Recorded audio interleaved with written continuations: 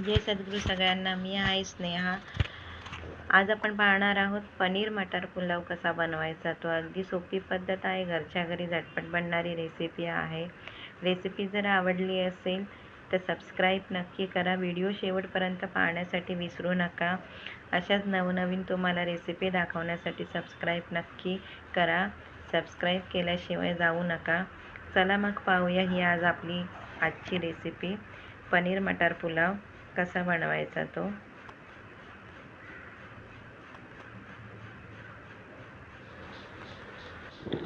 सगळ्यात आधी आपल्याला पनीर इथे फ्राय करायचे आहे. पनीर फ्राय करण्यासाठी मी इथे नॉनस्टिकी पॅन घेतलेला आहे. त्याच्यात 2 चमचे मी तूप टाकलेलं आहे. तूप जर कोणाकडे अवेलेबल नसेल तर तेलही वापरू शकता तुम्ही. इथे मी 100 ग्रॅम इतका पनीर घेतलेलं होते.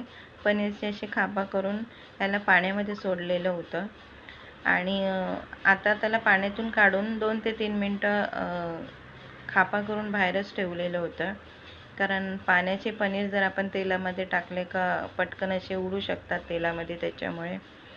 आणि पनीर फ्राय करताना आपल्याला नेहमी मंद गॅसवरच फ्राय करायचं आहे. आणि फ्राय करताना आपल्याला ह्याला 2 ते 3 मिनटं अजिबात काही हलवायचे नाही आहेत. खालून जोपर्यंत ह्याला गोल्डन कलर येत नाही तोपर्यंत. पाहू शकता इथे आपले एक साईडचे पनीर फ्राय झालेले आहेत. अशाच रीतीने आपल्याला दुसऱ्या साईडचेही दुसरी साईड ही सोनेरी कलर करून घ्यायचा आहे. गॅस ही मंद करूनच आपल्याला पनीर फ्राय करायचं आहे. जास्त प्रमाणात आपल्याला फ्राय करायचं नाही, थोडीशी सोनेरी कलर येईपर्यंतच. आपले इथे पनीर फ्राय झालेले आहेत. आपण इथे पुढची प्रोसिजर करणार आहोत. पनीर पुलाव करण्यासाठी मी इथे एक मोठं पातेले घेतलेलं आहे ॲल्युमिनियमचं. त्याच्यामध्ये मी 2 चमचे इतकं तूप टाकलेलं आहे आणि काही खडे मसाले घेतलेले. खडे मसाल्यांमध्ये मी जिरा आहे घेतलेला 1 चमचा, मोठी इलायची, छोटी इलायची आहे, जावित्री आहे, दगडफूल आहे, दालचिनी आहे, तेजपत्ता आहे, 2 ते 3 मी इथे इलायची घेतलेली आहे. काळी मिरी मी टाकलेली नाही कारण मिरची इथे आपल्याला पडणार आहे, हिरव्या मिरच्या. इथे मी 3 ते 4 असे कांदे घेतलेले आहेत, उभे चिरून घेतलेले आहेत. कांद्यांना आपल्याला इथे लाल कलर येईपर्यंत आपल्याला इथे भाजून घ्यायचं आहे. पाहू शकता तुम्ही इथे. व्हेज पुलाव हा झटपट बनणारी रेसिपी आहे. तुम्ही सकाळच्या मुलांच्या डब्यातही देऊ शकता, नवऱ्याच्या डब्यातही देऊ शकता. पाहू शकता तुम्ही इथे आपला कांदा हा लालसर झालेला आहे. आता आपण इथे एक छोटी वाटी इतके मी गाजर घेतलेले आहे, 5 ते 6 इतके हिरव्या मिरच्या घेतलेल्या आहेत, त्यांना अशा मधून चिरून घेतलेल्या आहेत हिरव्या मिरच्यांना. फरसबी घेतलेली आहे. काही प्रमाणामध्ये मी असे जाडसर कापलेले आहेत आणि काही प्रमाणात छोटेसे बारीक बारीक तुकडे केलेले आहेत. पाहू शकता तुम्ही.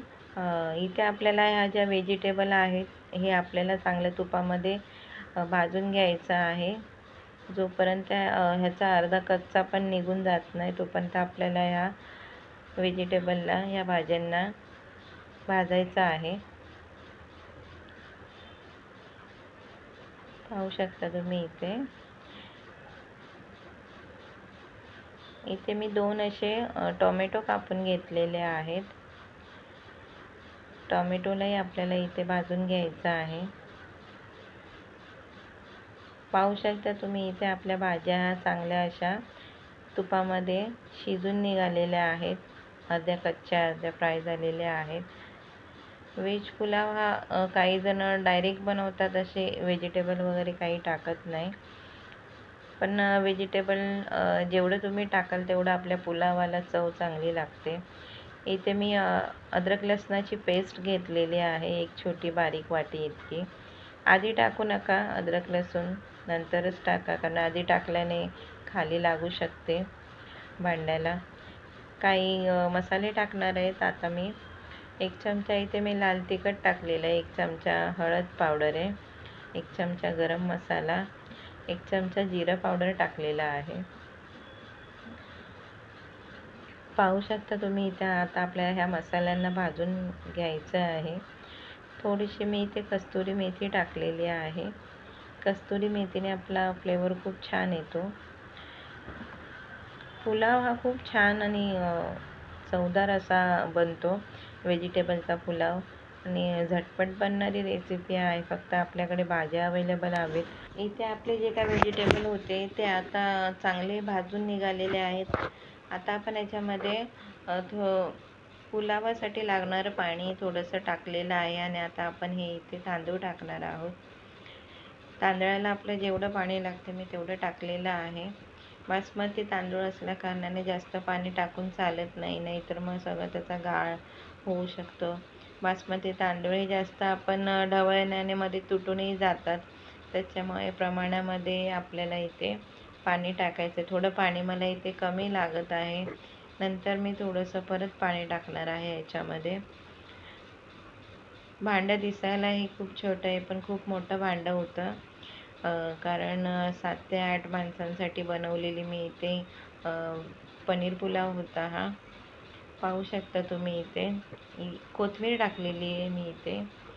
कोथिंबीरचा पण फ्लेवर आपण आधी भात उकळताना जर टाकला ना तर चव चांगली लागते आणि आपल्या भातालाही उतरते. पाहू शकता तुम्ही इथे चांगली उकळी येते भाताला. आता इथे आपण आपले जे पनीर फ्राय केलेले आहेत ते असे टाकणार आहोत. तुम्ही विचार करत असाल की हे असे काय टाकते, पण हे भात शिजलेला तरी ते पनीर असंच होते वरती, कारण आपल्याला जास्त बासमती तांदूळ असल्या कारणाने आपल्याला डवळाडवळी भात करायचा नसतो, त्याच्यामुळे जास्त पळा मी इथे फिरवलेला नव्हता. जशी पनीर टाकलेली तशीच पनीर होते भाताला. आता इथे आपल्याला 15 ते 20 मिनिटात इथे आपला भात हा रेडी होणार आहे. इथे ढाकण ठेवूया आपण. पाहू शकता तुम्ही छान दिसतोय भात. पटकन बनणारी रेसिपी आहे. घरच्या सामानांनीच फक्त आपल्याला पनीर आणायची गरज लागते. फक्त आता आपल्याला काय करायचं आहे, ह्याला पुलाव बनवायचा आणि एक चांगला फ्लेवर येण्यासाठी मी ह्याच्यामध्ये कांदा फ्राय केलेला होता, तो असा कांदा आता वरती टाकत आहे. कांदा गरम होता त्याच्यामुळे मी इथे चमच्याने टाकत आहे. कांद्याची मी तुम्हाला दाखवली नाही रेसिपी, पण सोपी रेसिपी आहे. फक्त तेलामध्ये कांदा आपल्याला हा उभा चिरलेला कांदा फ्राय करायचा आहे. थोडीशी कस्तुरी मेथी मी इथे टाकलेली आहे. पाहू शकता तुम्ही इथे. आता आपल्याला या भाताला थोडंसं पळा फिरवायचा आहे, कारण जो काही कांदा आहे त्याचा फ्लेवर गरम भातामध्ये उतरण्यासाठी. जास्त पण आपल्याला पळा फिरवला का ते तुकडे पण होऊ शकतात भाताचे. पाहू शकता तुम्ही इथे अगदी एवढी चव याची या भाताची चांगली लागत होती ना, आणि व्हेजिटेबल टाकल्या कारणाने त्याचा पण फ्लेवर खूप छान येत होता आणि खूप छान चव लागत होती आपल्या ह्या पुलावाला. आता मी इथे एक छोटी वाटी ठेवली आहे. त्या वाटीमध्ये मी इथे एक तुकडा ठेवलेला आहे कोळशाचा, आणि त्याच्यामध्ये तूप टाकलं. 1 चमचा इतकं तूप टाकलेलं होतं, आणि आता ह्याला मी फॉईल पेपरने कवर करणार आहे, कारण आपली जी पुलाव आहे त्या पुलावाला हा फ्लेवर उतरण्यासाठी, आणि एक मस्तपैकी असा फ्लेवर उतरतो या भाताला. खूप छान अशी साधी आपण जर नॉर्मल अशी पुलाव बनवला त्याला जो चव लागत नाही, पण तुम्ही ही स्ट्रिक हे जे वापरलं तर खूपच छान असा फ्लेवर उतरतो याचा. इथे मी फॉईल पेपर लावून ह्याला पूर्णपणे कवर केलेला आहे. त्याचा जो आतमध्ये धूर आहे तो पूर्णपणे आपल्या भाताला उतरण्यासाठी खूप छान असं तुम्हाला बिर्याणी बनवल्यासारखा वास होईल या पुलावाचा. खाताना पण खूप चवदार लागत होती. रायता बनवा फक्त ह्याचा आणि स्वाद घ्या आपला पनीर मटर पुलावचा. खूप छान अशी चव लागते. करून बघा आणि केल्यावरती मला कमेंटमध्ये सांगा नक्की. आता आपण याचा फॉईल पेपर काढून पाहणार आहोत. खूप छान असा फ्लेवर उतरतो. कधीही कोणीही पुलाव बनवा या बिर्याणी बनवा या काही बनवा, तर हे तुम्ही एकदा ट्राय करून बघा. कोळशाचा दूध दाखवा. चव खूप भन्नाट लागते याला. घरच्या घरी बनवा. घरच्या घरी करायला आपल्याला काही प्रॉब्लेम नाही. हा पाहुणे आली तर एक वेगळी गोष्ट आहे का वेळ मिळत नाही, पण घरच्या घरी करून बघा तुम्ही. याचा फ्लेवर खूप छान उतरतो आणि खायला हे पनीर मटार पुलाव खूप उत्तम लागत होती, खूप छान लागत होती. रेसिपी जर आवडली असेल तर सबस्क्राईब केल्याशिवाय जाऊ नका.